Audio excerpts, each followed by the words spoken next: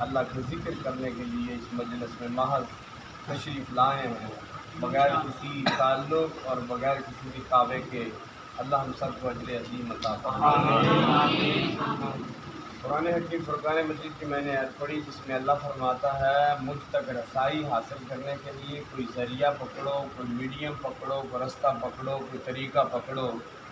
پھر میں نے ایک حدیث پڑھی جس میں نبی علیہ السلام آپ فرماتے ہیں کہ رستے پہ جانے سے پہلے اچھا دوست پکڑو، طریقت کے راہ پہ آنے سے پہلے کوئی اللہ کا ولی پکڑو۔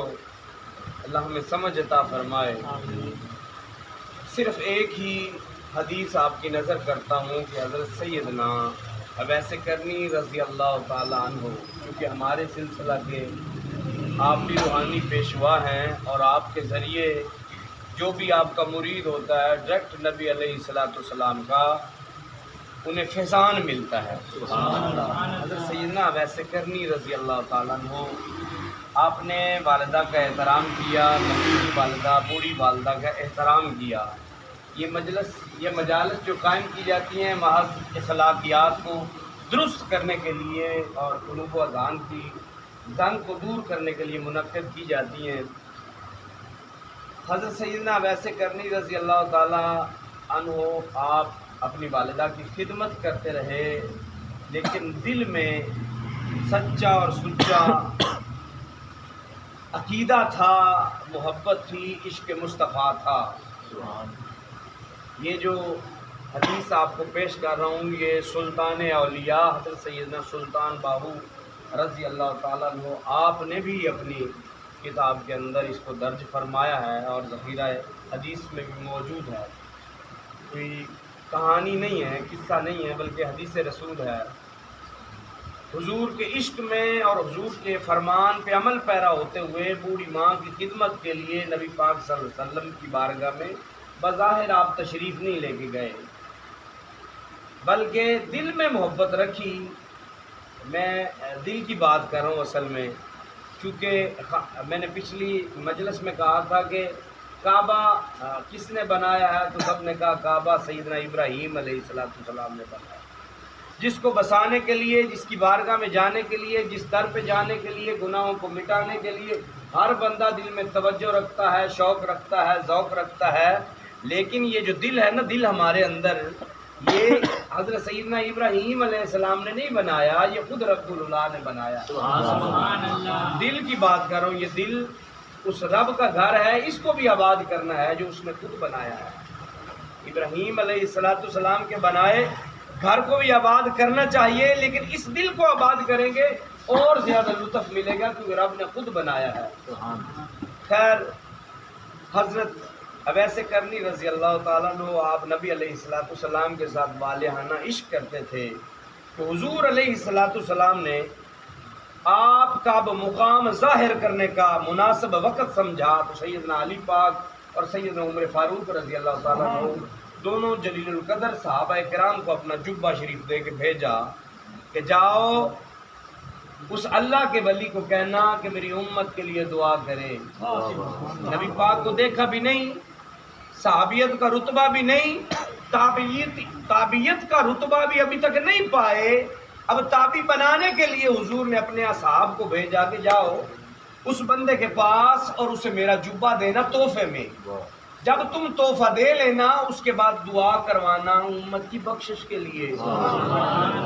اولیاء اللہ کی شان بتانا چاہ رہا ہوں، اچھے دل والوں کی شان بتانا چاہ رہا ہوں، دل کے مخلص لوگوں کا مقام بتانا چاہ رہا ہوں۔ حضرت علی جیسے جو ولایت کے منبع ہیں، ولی جو بھی بنتا ہے آپ کی سٹیپ سے بنتا ہے، آپ ان کی بارگاہ میں جا رہے ہیں، عاشق کی بارگاہ میں جا رہے ہیں، سچے اور سچے دل والے کی بارگاہ میں جا رہے ہیں کہ حضور کی امت کے لیے، تیرے میرے سب کے لیے دعا کروانے کے لیے حضرت علی جا رہے ہیں۔ اب ہوا کیا، سچے دل والے تھے، جب آپ کی زیارت ہوئی، جبہ مصطفیٰ آپ نے پہنا، حالت وجدانی ہو گئی، سجدے کی حالت میں گر گئے۔ نبی علیہ السلام کا جب فرمان سنا اور دل میں سوچا کہاں میں کہاں میرا مدنی یار سجدے میں گر گئے اور دعا مانگنا شروع کر دی. حضرت علی اور حضرت عمر فاروق دونوں جلیل القدر صحابی رضی اللہ عنہ، آپ یہ محسوس کرنے لگے کہ اب ایسے کرنی خوشی سے پھولا نہیں سما سکا اور اب اس کا وصال ہو گیا ہے. کئی گھنٹے گزر گئے تو ان دونوں جلیل القدر صحابہ نے حضرت اویس کرنی کے کندھوں کو ہلایا. سچے دل والے، سچے دل والے، ذکر کرنے والے، حضور کی یاد میں، رب کی یاد میں رہنے والے کے کندھوں کو ہلایا کہ کہیں مر تو نہیں گئے. آپ نے جب سر اقدس اٹھایا تو آپ نے فرمایا یار آپ نے بڑی جلدی کر دی ہے، آپ نے بڑی جلدی کر دی ہے. پوری کائنات کے سردار نے آپ کو بھیجا تھا دعا منگوانے کے لیے، اور میں دعا کر رہا تھا. رب نے ابھی تک قبیلہ ربیہ کی بکریوں کے بالوں جتنے مسلمانوں کو بخش دیا تھا، لیکن میں بضد تھا کہ اب باری تعالیٰ پوری امت مسلمان کو ہی بخش دے. اگر آپ مجھے نہ اٹھاتے تو رب العلا، اس کی ذات کی قسم، رب العلا نے سارے مسلمانوں کو بخش دینا تھا. نعرہ رسالت، یا محمد چار یار حاجی خواجہ قطب فرید. اس میں صرف اور صرف میں صحابہ کرام کی شان کو گھٹانے والا نہیں ہوں، بلکہ صحابہ کرام کی شان تو وراء الورا ہے. لیکن اس مجلس میں آپ کو یہ درس دینا چاہ رہا ہوں کہ اولیاء اور صالحین جو ہوتے ہیں نا، دیکھیں ابھی نبی پاک کو دیکھا بھی نہیں ہے، اس کے باوجود کیا کر رہے ہیں آپ؟ امت کے لیے دعا کر رہے ہیں، مغفرت کی دعا کر رہے ہیں. رب نے آپ کے کہنے پہ لوگوں کو بخشنا شروع کر دیا ہے. اس کا مطلب ہے کہ ہم اگر سچا اور سچا دل رکھ لیں تو اللہ رب العزت اس دل میں آ کے بس جاتا ہے. وما علینا الا البلاغ المبین. یہ مجلس جو ہے اس مقصد کے لیے ہے کہ ہم دل میں اخلاص پیدا کریں، حضور علیہ السلام کے ساتھ عشق کریں اور رب کا ذکر کریں. یہ درس میں نے کبھی نہیں لیے.